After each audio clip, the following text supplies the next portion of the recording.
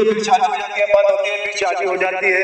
तो ऐसा क्यों हो रहा है? आज ये हादसा हुआ है, इसका जिम्मेदार कौन? एसपी साहब, डिप्टी साहब से हमारी विनती है, वो लोग बैठे हैं तो गाड़ियां क्यों छोड़ रहे हैं? यहाँ पर सब मासूम मासूम बच्चे, और आज एक मासूम का हादसा हो चुका जिसका पैर पूरे तरीके से खत्म हो गया। ये मिलाकर 3 से 4 मरतबा यहाँ हादसा हो चुका है। और जब भी ऐसा कोई हादसा होता है तो हम जैसे दूसरे पब्लिक को संभालना बहुत मुश्किल हो जाता है। साई चैतन्य पैरामेडिकल कॉलेज लेकर आया है पैरामेडिकल काउंसिल और सरकारी नौकरियों के लिए उपयोगी पाठ्यक्रम।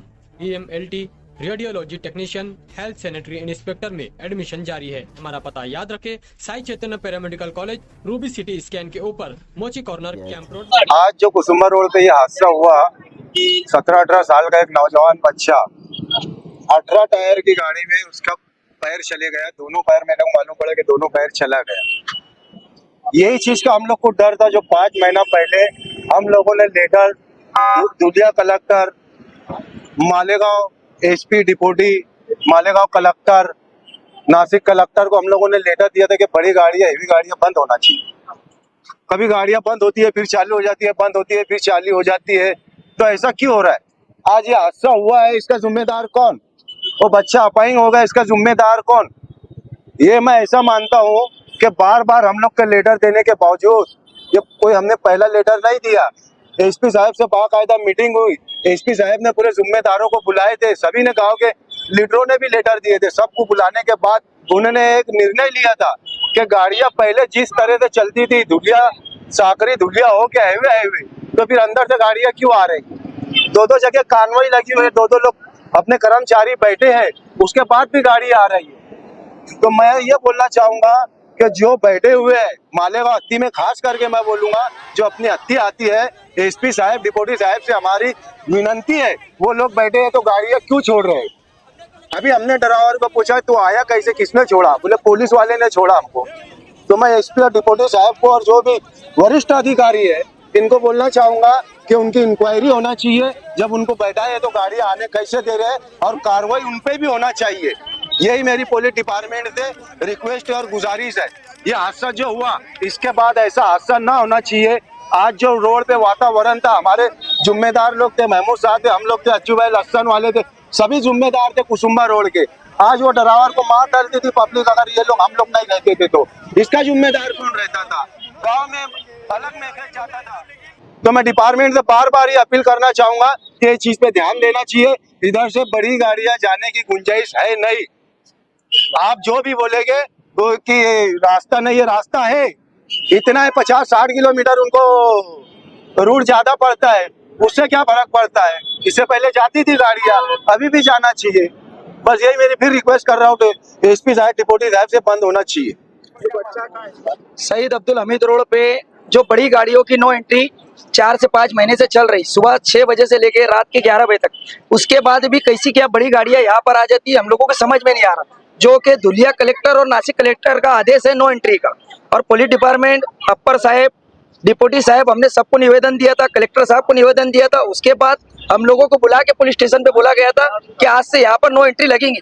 10 मुहर्रम को इसका आदेश निकला था कलेक्टर साहब का, और उसके बाद भी मालेगांव शहर के अंदर दिन के रोज बड़ी बड़ी गाड़ियां शहीद अब्दुल हमीद रोड से गुजरती, उर्फ कुसुम्बा रोड से, और यहाँ पर सब मासूम मासूम बच्चे, और आज एक मासूम का हादसा हो चुका जिसका पैर पूरे तरीके से खत्म हो गया।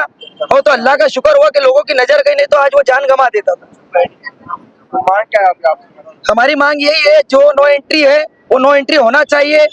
वहाँ पर बाकायदा बोर्ड लगा हुआ है, मड़मार चौपुल्ली हो या वड़गांव के पास हो, कि नो एंट्री मालेगांव में गाड़ियां दिन में नहीं जाएगी। उसके बाद गाड़ियां कैसी आती है, ये कहीं ना कहीं पुलिस डिपार्टमेंट की कमजोरी है। क्या दर्ज कराया गया कि नहीं, अभी पुलिस के ताबे में गाड़ी है, वो उसके बच्चे के घर वाले वहाँ पर पूरी कार्रवाई कर रहे हैं। बच्चा भी दवाखाने में फरहान हॉस्पिटल में। आज का ये होने वाला हादसा, एक बच्चे का जो हादसा हुआ है शहीद अब्दुल हमीद रोड पर, ये मिलाकर 3 से 4 मरतबा यहाँ हादसा हो चुका है। और जब भी ऐसा कोई हादसा होता है तो हम जैसे सोशल वर्करों को, आवाम को संभालना, पब्लिक को संभालना बहुत मुश्किल हो जाता है।